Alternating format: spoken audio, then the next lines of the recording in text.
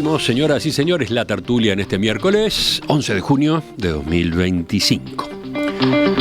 Están acá en la mesa. Saludo a Eleonora Navata, buen día. Buen día, ¿qué tal? Pablo Díaz, ¿cómo te va? Muy bien, buenos días a todos. Leonardo Costa, ¿todo bien? Buen día.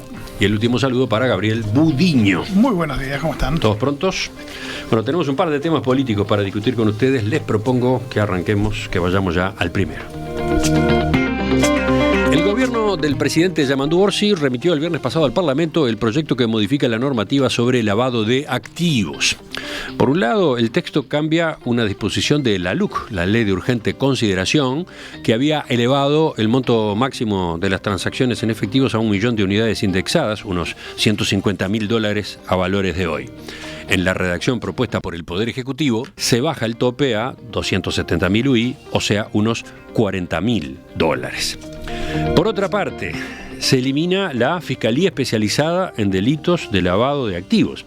Según explicó el prosecretario de Presidencia Jorge Díaz, se prevé transformar esa fiscalía y redistribuir la competencia en materia de investigación de lavado dentro de las diferentes fiscalías. Además, el proyecto incorpora a los fiduciarios no financieros en la nómina de sujetos obligados supervisados por la SENACLAFT, o sea, la Secretaría Nacional para la Lucha contra el Lavado de Activos y el Financiamiento del Terrorismo. De este modo, el fiduciario deberá determinar el origen de los fondos del fideicomitente. En esta disposición quedan comprendidos en particular los fondos ganaderos. Bueno, este es un tema que ha estado en debate en los últimos años, estuvo en la campaña electoral del Frente Amplio.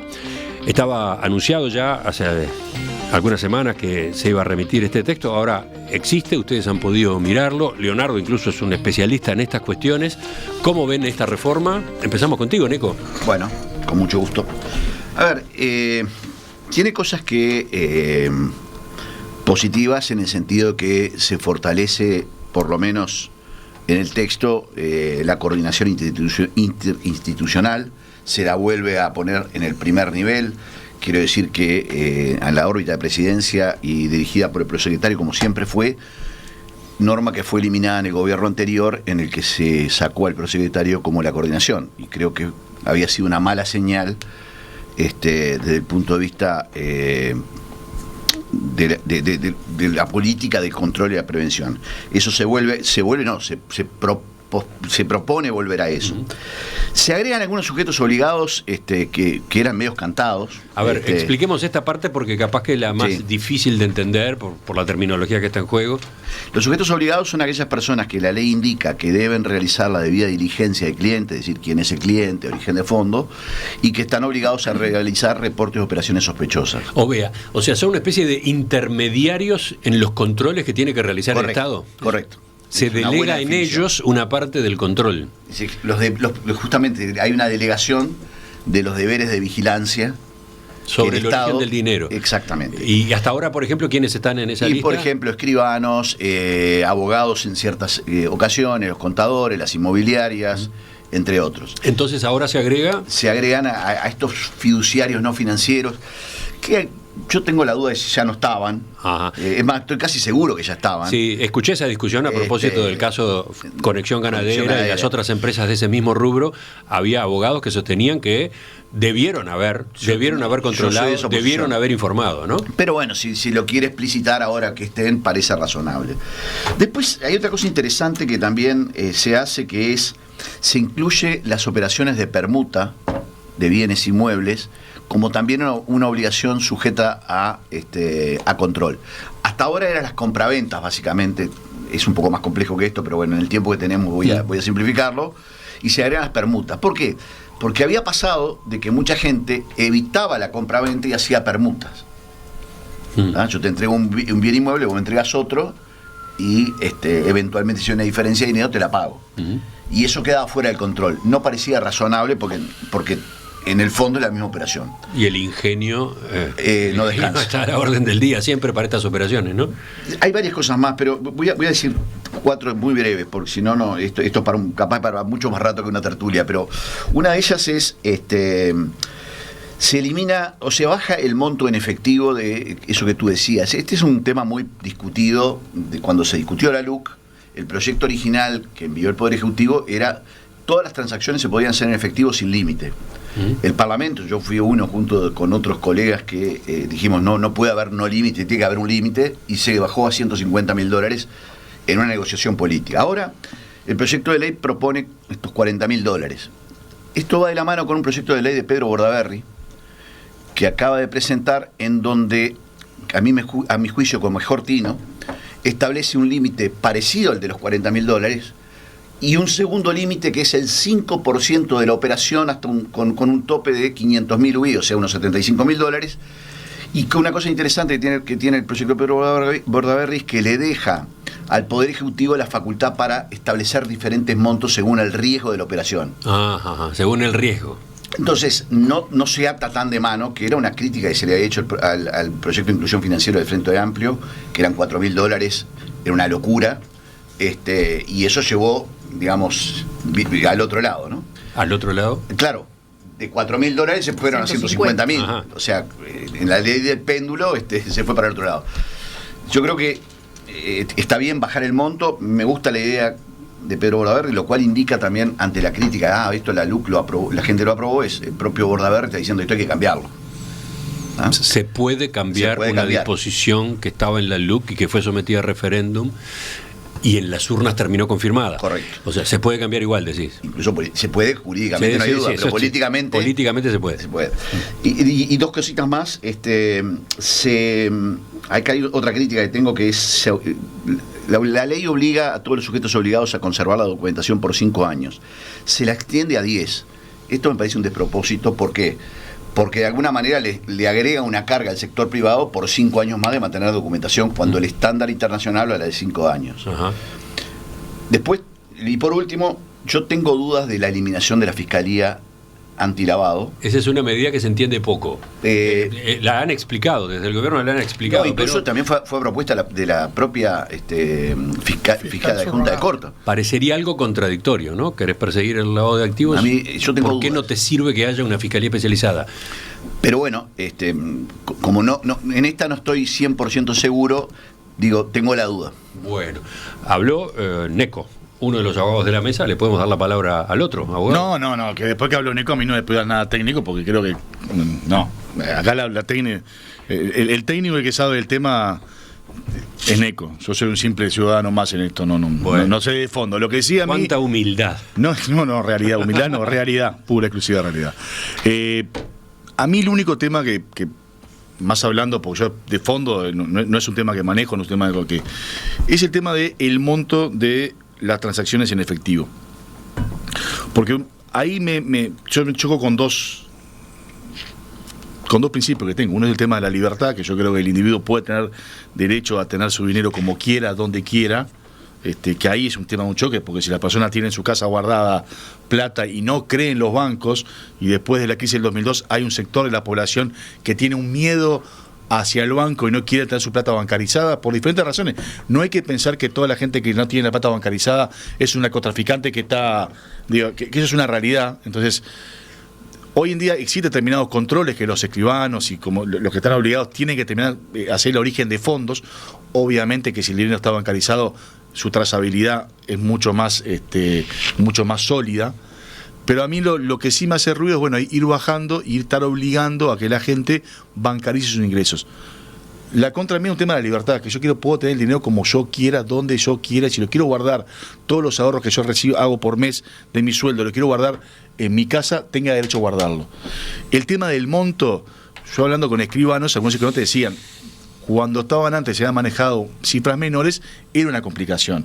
Porque había determinadas transacciones, por ejemplo, la compra de un auto, capaz $20.000, $18.000, yo tengo que tener toda bancarizada, y bueno, ese monto la gente lo puede tener en su casa, y no te voy a decir que es normal, pero hay para mucha gente que sí es normal tener esa plata. Entonces, el tema de los montos sí a mí me entra la discusión de, ¿cuál es el límite? No te sé decir si 40.000 está bien, si es el límite exacto o está mal.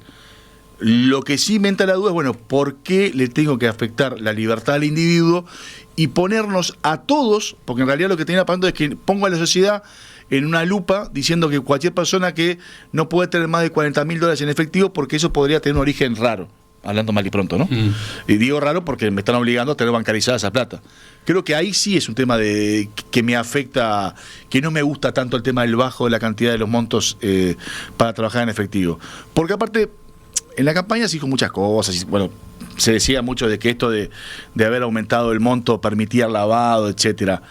El lavado no se da con $100.000, $150.000, el lavado de verdad. Vamos a hablar en serio.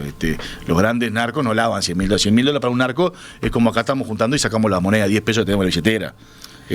¿Te acordás que en una época cada depósito, transacción, aunque fuera de 500, para abrir una cuenta de 1.000, te pedían un montón de cosas? Yo no sé, pero hace bastantes años, y hablaban de eso, de que mucha gente o muchas personas utilizaban ese de micro lavado desde a poquito para lavar en grande después con la acumulación.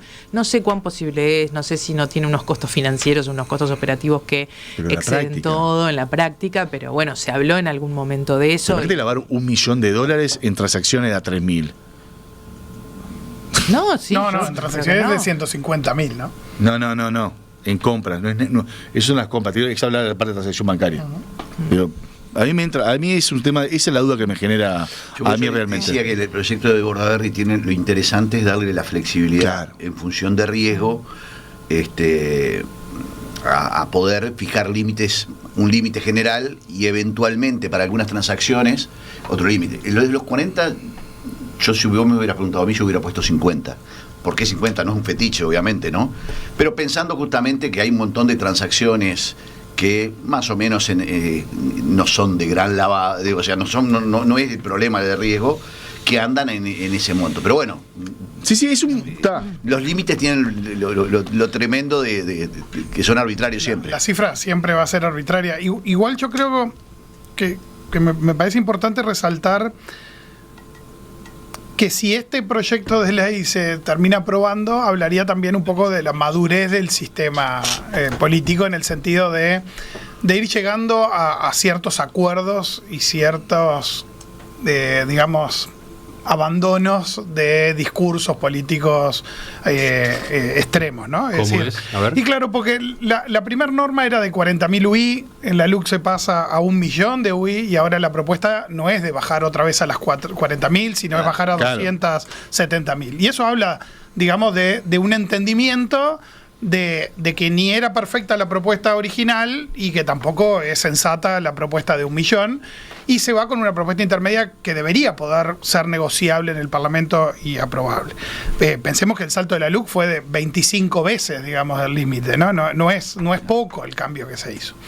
Y creo que un discurso de podemos hacer con nuestra plata lo que querramos en un sistema social de compartir riesgos y beneficios de las cosas que ocurren en sociedad, y además en un mundo globalizado donde hay normas y hay exigencias de comportamiento para los países, creo que es entendible fijar un límite. Y creo que eso también va de la mano de entender que la libertad individual tiene como contraparte el vivir en sociedad y llegar a determinados acuerdos, y de los riesgos asociados a ese acuerdo. Por eso lo que comentaba Neco de establecer un límite más flexible en función de un análisis de riesgo sería lo más razonable, porque al final en todos estos temas atrás lo que hay es una gestión de riesgos. Es decir, las instituciones financieras, por ejemplo, que eran las históricamente más vinculadas a este tipo de controles, todo el tiempo lo que hacen es evaluar riesgos. No le aplican a una transacción de $20.000 los mismos controles que le aplicaban a una de $150.000 o una de $500.000. Lo que uno tiene que poner es eso, en la balanza riesgo. Pero para eso también hay que entender por qué esto porque leí algún comentario de como el Estado no puede controlar, termina delegando en otros. Y en realidad, primero, lo que hay que entender en la gestión de riesgos es que las alertas tempranas son las más valiosas, y a los que se les pide que intervengan no es como cuando le pedimos a los escribanos que formen mesa en las elecciones, ¿no? Es decir, lo que estamos diciendo es, a vos profesional o a gente que participás en un proceso, te pido que abras los ojos y que reportes. Y además hay que entender también el carácter público de varios de los profesionales ahí, ¿no? Los contadores en particular, yo siempre se los recuerdo a mis colegas, de que esa palabrita pública en nuestro título tiene que ver con un compromiso social. profesional, que no te dimos un título solo para que te vuelvas millonario ejerciendo una profesión, Wow. sino que además resulta que esperamos de vos un cierto aporte Los abogados social. no tenemos. Así que vos sos parte de lo que tiene que ser millonario, ¿no? Los abogados no somos Yo casi no públicos. ejerzo. Pues. No, por suerte. Sí, Impresionaste a sí, varios de los colegas de la mesa.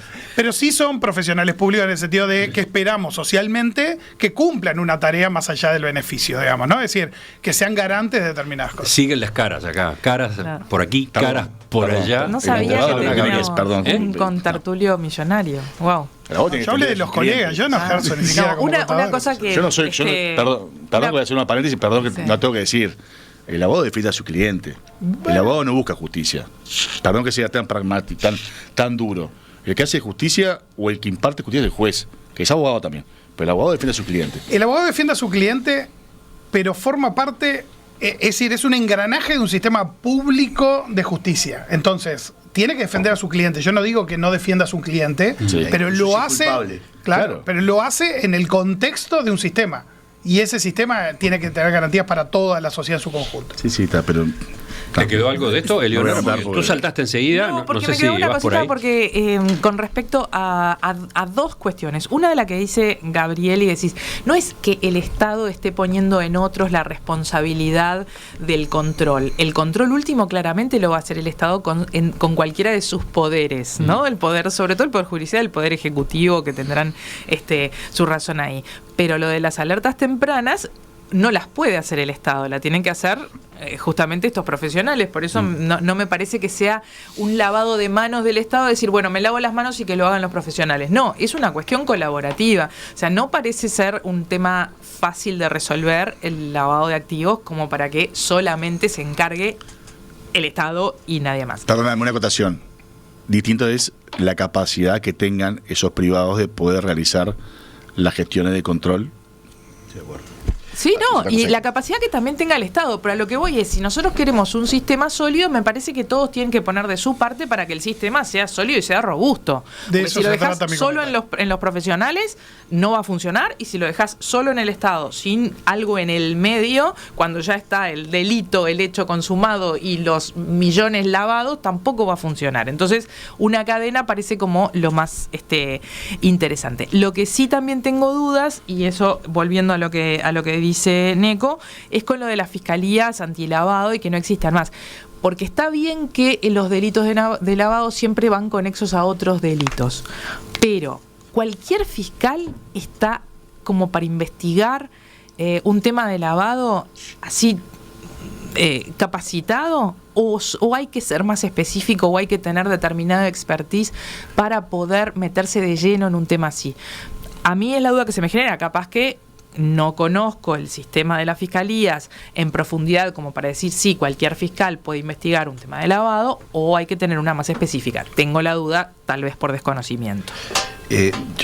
O sea, obviamente que hay otras cosas que son muy buenas en el proyecto porque se arreglan cosas que habían quedado mal en la ley del 17. Hay un tema que fue muy discutido cuando se hizo la evaluación de Uruguay.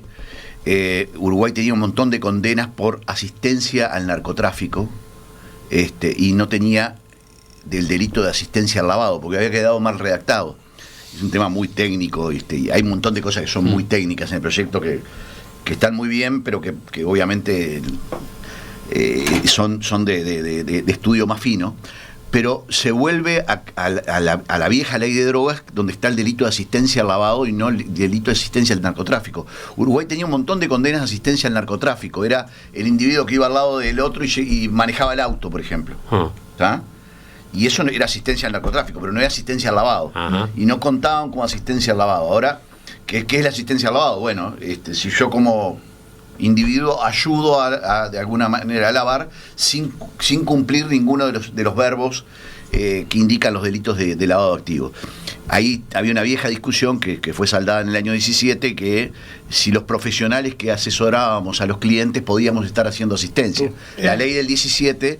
ahí estamos en los profesionales que claro, su único meta en la vida es asesorar a su cliente. Claro, ¿no? entonces ten ahí cuidado con esa cosa. No es su única meta en la vida. Y bueno. El profesional lo contrata a un cliente. Después estará cada uno en su juzgamiento moral de poder definir. Bueno, pero no es y solo qué moral.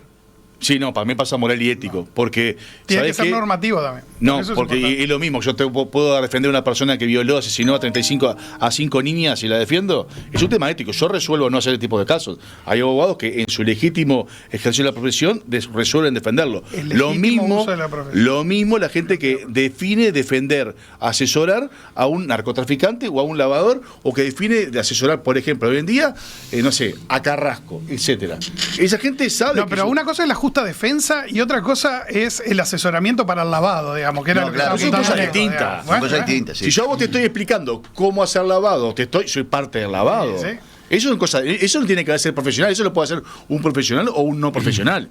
Porque a ellos yo soy parte del engranaje. Son cosas totalmente distintas el asesorar, y otra cosa es el asesorar a defenderte jurídicamente, y otra cosa es asesorar a cómo hacer la macana. Son cosas totalmente distintas. Hay una norma que no hemos dicho y que va a ser muy discutida porque fue una norma que se introdujo en la LUC, que decía que cuando la operación estaba bancarizada se consideraba que todo era de debida diligencia simplificada, es decir, no le pedía origen de fondos al cliente.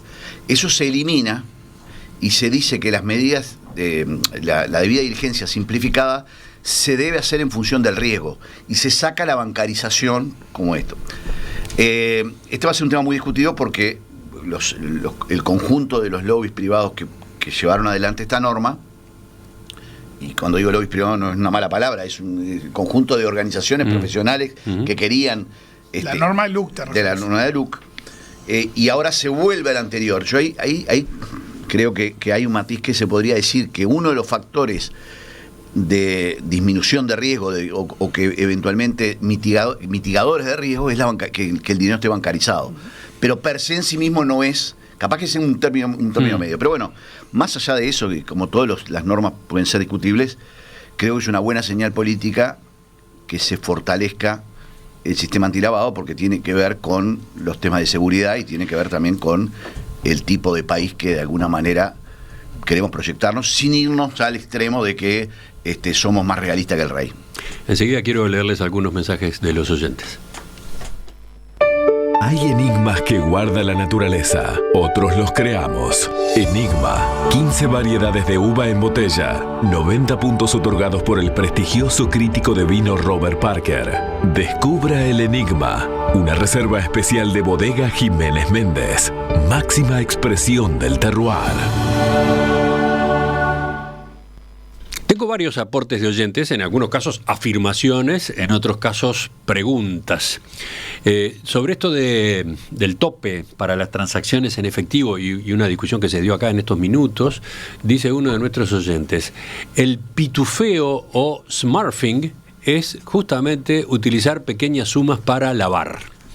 El pasar dinero por muchas empresas pequeñas pagando una comisión a esos pequeños negocios.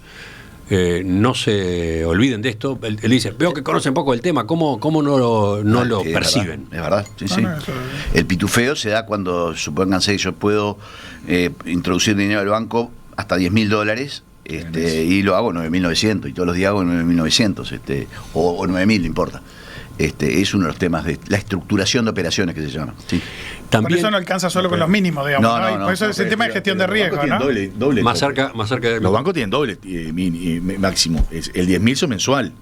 Si yo hago más de 10.000 en el mes... Bueno, ahí depende, ¿sabes qué? Depende, es un poco más complejo porque depende de cuál sea mi perfil transaccional. Claro.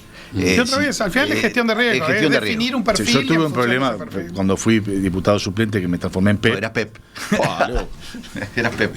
2 veces, 3, ¿para qué? ¿No? Pep, aclaremos el término. Es persona políticamente expuesta. Nada, era un simple diputado suplente que entró un par de veces a la Cámara, pero en el Scotiabank me acuerdo, me mataron. Me volvió loco. Bueno, después hay varios mensajes que van por este otro lado. Lavado no es solo dinero sucio del narcotráfico, también puede ser y es evasión de impuestos, contrabando, etcétera. Otro mensaje, el de Daniel, dice: no solo lavan los narcotraficantes, montos más chicos los manejan, por ejemplo, empresarios evasores fiscales, contrabandistas, fondos provenientes de prostíbulos, trata de personas, etcétera. Por eso dice, estoy de acuerdo con bajar el monto. Sí, es así. Claro, porque tendemos a pensar solo en el narcotráfico, ¿no? Y en números enormes, ¿no? En el negocio gigante. El contrabando en Uruguay mueve millones y millones de dólares, en algunos casos con mucho menos riesgo que el narcotráfico y con mucho más ganancias que el narcotráfico. Conozco particularmente el negocio del cigarrillo, se mueven aproximadamente en el mercado negro unos 150 millones de dólares por año, con mucho menos riesgo. Por eso me pareció pertinente esta línea de mensajes que venía desde la audiencia. Después... Y el otro día, perdón, pero respecto a esto, el otro día escuché que en el mundo el negocio más rentable era el de las falsificaciones más que el narcotráfico. Sí, también. Bueno, fíjate. Lo que pasa es que las organizaciones criminales no solo hacen narcotráfico, también ya que están, tienen la logística, te hacen lo otro. Todo. Es como una diversificación de esas tiendas de grandes marcas, ¿no? Bueno, es igual. Sí, bueno, las estafas digitales, ¿no? Todo ese fenómeno que ha crecido tanto. Se agregan los ciberdelitos como delito precedente en el proyecto de ley. A ver, dale, con eso. Claro, hay una serie de conductas precedentes o delitos o actividades delictivas precedentes, se llama la ley, narcotráfico, la corrupción, y se proponen incluir dos más, los ciberdelitos, que generan mucho dinero ilegal, y los delitos ambientales. Ese es el único punto donde esto del eliminar una fiscalía especializada, que a mí también me hacía como ruido, ¿no? Es decir, siempre uno cree que si hay alguien especializado en algo debería ser mejor. Tiene que ver con esto de al final quién persigue qué delito, ¿no? Y que ciertos delitos se terminaban partiendo y la parte del lavado quedaba en una fiscalía especializada y eso el resto ha sido la en aplicación otro, ¿no? que han dado todos los días. Por eso. Y quizás los delitos informáticos también juegan en esto, ¿no? De que a lo mejor te des una denuncia de un delito informático por un lado y después la del lavado queda por separado. Pero comparto lo que decía Eleonora, ¿no? Es decir, si lo pasás a las fiscalías de todo el país, ¿qué apoyo le vamos a dar institucional a esos fiscales para que puedan tener las herramientas para perseguir esto, ¿no? Sí. Después había una pregunta a propósito de las inversiones en criptomonedas, que también dan para que se generen operaciones sospechosas en negro, etc. Se incluyen a los prestadores de servicios, no me acuerdo exactamente cómo dice, de cripto activos como sujetos obligados también. Eso estaba parcialmente y ahora se lo incluye a texto expreso. No, eso está. Es un adelanto porque en realidad hoy la gran mayoría de esas operaciones no pasa por instituciones locales, pero claro, hay un montón de instituciones locales que se empiezan a meter en ese tema. Pues es un negocio que va y está bueno. Y después de Trump, más. No, ya no más que más. Y después una consideración general que hace Lourdes sobre, bueno, creo que varios de los artículos que se han comentado, pero sobre todo algunos que ustedes estuvieron enfocando. Parece obvio, dice Lourdes, que la vida en sociedad restringe las libertades individuales. El asunto es de jerarquías, de riesgo-beneficio. Depende de lo que se gana y lo que se pierde. Prevenir el lavado de activos parece justificarlo, ¿no? Sí. La Constitución uruguaya tiene una disposición muy sabia, que es el artículo 10, que habla del principio de libertad como concepto general, y el artículo 7, que habla de las limitaciones en base al interés general. Es una cosa que viene de la Constitución del 30, es una sabia Constitución del 30, de 1930, por las dudas que haya algún oyente joven, y creo que es el sano equilibrio que hay entre la libertad y el interés general. En ese péndulo se mueve la vida. Por supuesto, vamos a seguir el trámite parlamentario de este proyecto. ¿Ustedes tienen pronóstico? ¿Esto sale? ¿Se puede acordar? Yo tengo la impresión de que en algunos puntos sí, porque el senador Ojeda dijo que él estaba a favor de eliminar la Fiscalía Antilavado, y a su vez Bordaberry dijo esto. Quizás la norma que más se va a discutir fue esa que yo te dije, la de debida diligencia simplificada, que creo que hay una salida para no estar en lo que estaba ni volver a lo de antes, pero bueno, yo le tengo esperanza que sí. De todos modos, además de hacer ese seguimiento, acá por supuesto vamos a entrevistar en los próximos días a quienes han redactado el proyecto, porque creo que en esta discusión acá en la tertulia quedaron varias preguntas abiertas para entender mejor, ¿no?, lo que se busca y los instrumentos que se proponen.